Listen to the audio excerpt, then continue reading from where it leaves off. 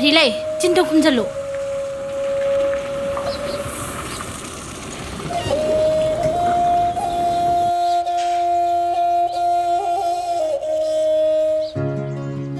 Sana thoi, ngai khoi ba, tak na jango minang bo. Sana thoi.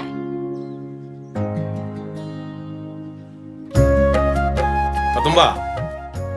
Sir, lakpiri. Tema, nungai biri bra. Oh, nungai ri. Som election se sir. Yare Tatumba. Ay atopa mafam ju kar chatau leba. Share do. Sidi kanan thelami ba. Ka su ka roi dabda. Hey, aduma habi nune. Tatumba che. Mungi. Sir. Achino kom kar china biro. Hoi sir. Aduga. Sida flame ta yungji Tatumba. Hoi sir.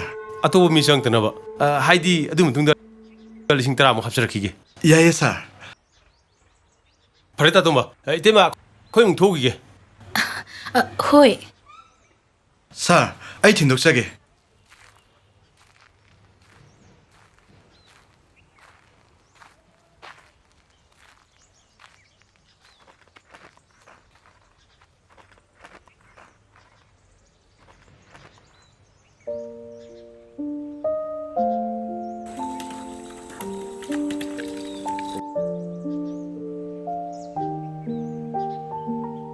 Abungwa.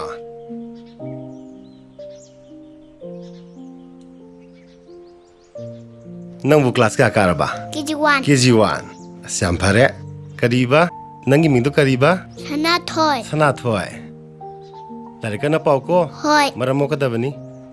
Noi di kadai yoruraba. Indo sakhurum jari.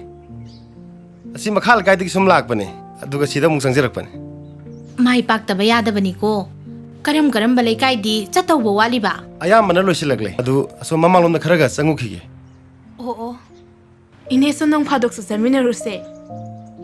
Hayeng dagi hekta laage. Hinjang na pi kharasu he aga thamabani. Moi gi dudagi ne khara wangna thelu ko. Icha sisu ne nang dong na hek pharadi nungai dawni. Ine hengang thorak pasima. Phare inda sa adudi. Hoi amuk chacharu khige. Hoi. Phajana chalu ko mi phattaba yam leibani. Hoi inda cha. Yam nungai re inda cha. Chacharu khige.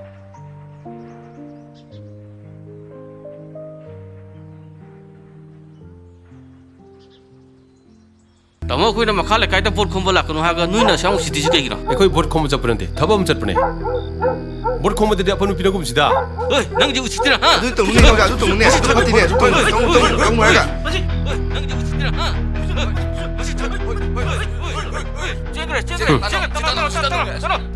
Tamo, kem soge ne. Kashu sokte da mangi. Ya male khoi tamo ji. Direction do aina tawbuni ne ina. Tamo ya phagi boti pasna kai ore. Mi ne ga phole na bu wa laure ne. Social media da su fajana sida ore ke no mari. Khoi wa kana khara sida mona chengau lakpane na gunda ni magi history loina saba phawre ke. Madu tanamni ne. Aina silse. Ha. Magi bot kai bdni ne. Aina pamni che. Tamo han ti boche koi na ikada kare. Phalang do itum thabu gum buni ke. Machi mati phongba yati ko. Mangi nangna khadang kan ba khoi wa karjing do. Lishema. Hoi tamo. Adu thawuk pamba wa karjing do adu nang sema. Hoi tamo. Ga pamna kala karano habadu nakhoni na khandu. Pau nungai ba tabu ngi sidi. Party ma silse. Se. Adu na siluro. Kai wi toro ke tamo. Nang na pama toro yare. Amge. Boti. Ai khoi ne ikada kare hai. Sen thana se suyai. Inkol thana se suyai. Boti ai khoi na ikada kare hai shini. Kok. Sam. Lai. Mit. Pa. Na. Chin. Ai na hai shini. Khâu. Boti ai khoi na ikada kare. Yang. Huk. Sanathoi.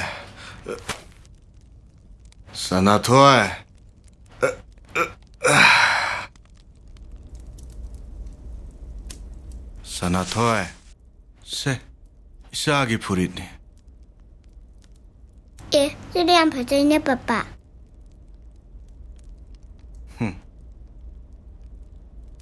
Jadi bukan sana berhasil payani. Sanathoi. Mamadagi ne. Tum karapuro.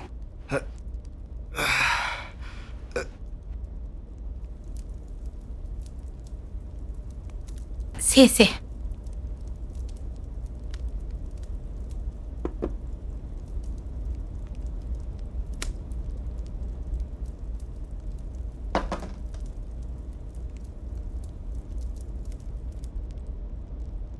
Papa, How? nang nasi di pesama yang pangaba.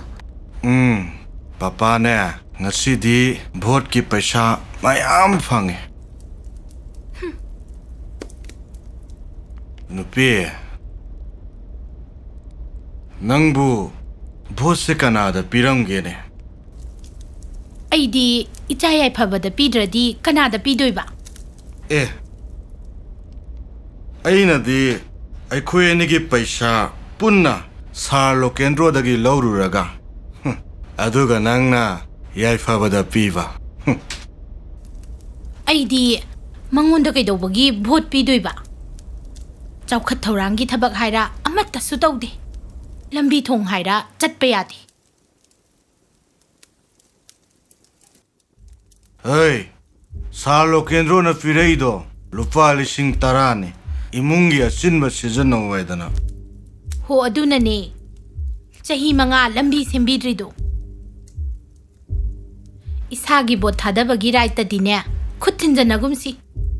ꯑꯇꯩꯅ ꯑꯇꯩ ꯑꯣꯏꯔꯁꯨ.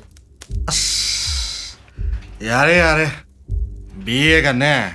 매트릭 페일이가 온신나방 뻔테. 에이, 아도. 미나 항아디 살로 ቄ드로다 삐하유고. Pa, ay joage. He, napay manakta suru-suru na ira-lera no. Nang lairik pa daw do, patoo. 세, 아웅노 통호. Kadayda no mo. 오, 꾸이로예. 아싸이 파우다니. Oh, benderda mo bot masing thiba chatlage hairo. 다닌데고 얘도 하웅노 통하모.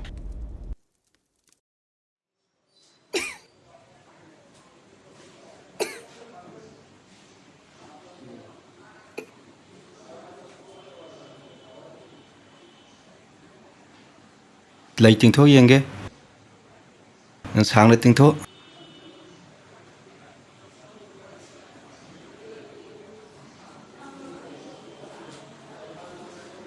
ꯑꯉꯥꯡꯁꯦ ꯂꯣꯛ ꯈꯨꯈꯨꯁꯤ ꯆꯨꯝꯗꯦ. ꯃꯥꯒꯤ ꯊꯕꯛꯇ ꯌꯥꯝ ꯀꯟꯅ ꯅꯥꯔꯤꯁꯦ. X-ray ꯑꯃꯇꯪ ꯂꯧꯊꯣꯛꯁꯤ. ꯇꯦꯁ ꯈꯔꯁꯨ ꯇꯧꯁꯤ. ꯌꯥꯔꯒꯗꯤ ꯑꯐꯕ ꯍꯣꯁꯄꯤꯇꯥꯜ ꯑꯃꯗ ꯄꯨꯔꯒ ꯌꯦꯡꯕꯅ ꯍꯦꯟꯅ ꯐꯒꯅꯤ ꯈꯜꯂꯤ. ꯑꯩꯈꯣꯏ ꯁ꯭ꯋꯥꯏꯗꯗꯤ ꯈꯨꯠꯂꯥꯏꯁꯨ ꯃꯇꯤꯛ ꯆꯥꯗꯕꯅꯤꯅ. Hoi doctor. ꯁ꯭ꯋꯥꯏꯒꯤ ꯂꯝꯕꯤꯁꯦ ꯈꯔ ꯁꯦꯝꯕꯤꯔꯗꯤ ꯐꯗꯧꯕ. ꯆꯍꯤ ꯈꯨꯗꯤꯡꯒꯤ ꯑꯉꯥꯡ 10ꯃꯨꯛ ꯑꯗꯨꯝ ꯂꯥꯛꯏ. ꯆꯞ ꯃꯥꯟꯅꯕ ꯀꯦꯁꯇ. ꯑꯉꯥꯡꯁꯦ ꯎꯐꯨꯜ ꯋꯥꯏꯐꯨꯜ ꯈꯔ ꯁꯥꯟꯅꯍꯟꯕꯤꯒꯅꯨ. यारगदी सोम अगी कादा अमुक्ता लापी. होय डॉक्टर. ततुंबा. सर. फम. कयम कुरे लाकवा? लाकपदा ngairiye sir. करी ताना सेबा? Sir. अगी सानी पादो यामना कन्ना नारे. डॉक्टर ना अफबा हॉस्पिटल अमदा पुद्रबदी याररोय हाइदना यामना कन्ना हाइरे. हिदाक लैनबदी लाइरदना गरी वाइनब सेन फावबा अमता लैत्रे सार. अदुना सारगा तानजगे हेना लाइबनी.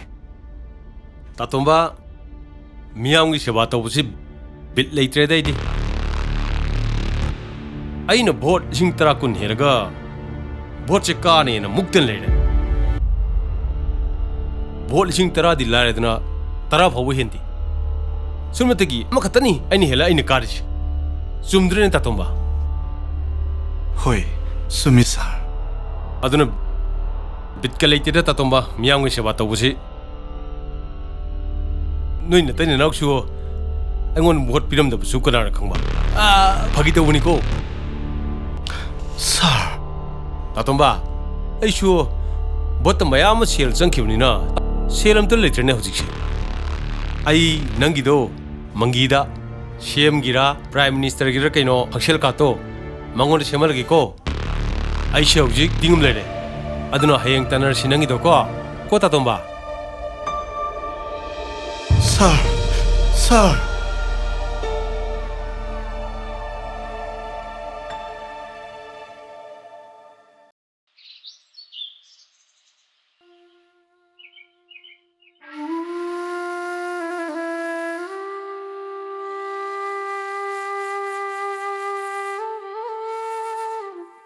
ꯑꯉꯥꯡꯒꯤ ꯐꯤꯕꯝꯁꯦ ꯍꯦꯟꯖꯜꯂꯛꯇ꯭ꯔꯤꯉꯩꯗ ꯏꯝꯐꯥꯜꯗ ꯄꯨꯕꯅ ꯐꯕꯅꯤ ꯑꯩꯁꯨ ꯄꯩꯁꯥ ꯄꯨꯐꯝ ꯂꯩꯇꯦ ꯏꯪꯈꯣꯜ ꯑꯁꯦ ꯕꯟꯙꯥꯝ ꯊꯝꯂꯒ ꯄꯨꯔꯁꯦ ꯄꯄꯥ ꯕꯣꯜ ꯂꯥꯛꯇꯣꯏꯕ ꯀꯌꯥꯝ ꯋꯥꯠꯂꯤꯒꯦ ꯅꯨꯡꯆꯥ ꯀꯀꯥ ꯅꯨꯡꯆꯥ ꯂꯩꯕ꯭ꯔꯣ ꯀꯅꯥꯅꯣ ꯀꯧꯔꯤꯕꯁꯦ ꯅꯪ ꯑꯃꯨꯛꯇ ꯌꯦꯡꯉꯨꯁꯣ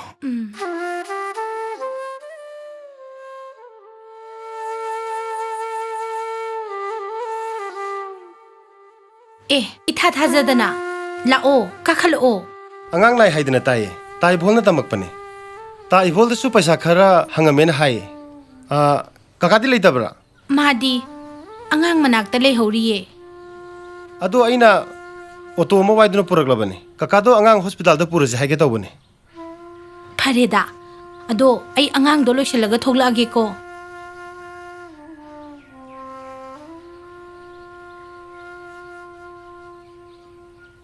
ꯑꯣꯇꯣꯗꯣ ꯃꯅꯤꯡ ꯁꯣꯝꯗ ꯈꯔ ꯍꯟꯖꯟꯕꯤꯔꯣꯅꯦ ꯈꯔꯒ ꯁꯣꯝꯗ ꯍꯟꯖꯟꯕꯤꯔꯣ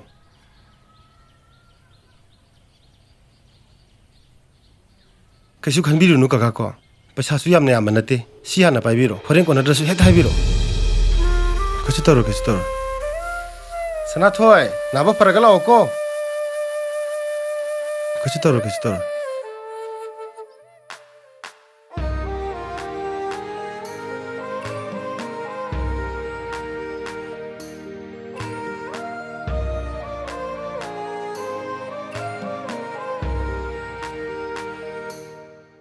ꯇꯥꯇꯣꯝꯕ ꯑꯩꯁꯨ ꯚꯣꯠꯇ ꯃꯌꯥꯝ ꯑꯃ ꯁꯦꯜ ꯆꯪꯈꯤꯕꯅꯤꯅ ꯑꯗꯨꯅ ꯁꯦꯜ ꯑꯝꯇ ꯂꯩꯇ꯭ꯔꯦꯅꯦ ꯍꯧꯖꯤꯛꯁꯦ ꯅꯣꯏ ꯅꯇꯩ ꯅꯅꯥꯎꯁꯨ ꯑꯩꯉꯣꯟꯗ ꯚꯣꯠ ꯄꯤꯔꯝꯗꯕꯁꯨ ꯀꯅꯥꯅ ꯈꯪꯕ ꯁꯨꯝꯅꯇꯒꯤ ꯑꯃꯈꯛꯇꯅꯤ ꯑꯩꯅ ꯍꯦꯜꯂ ꯑꯩꯅ ꯀꯥꯔꯤꯁꯦ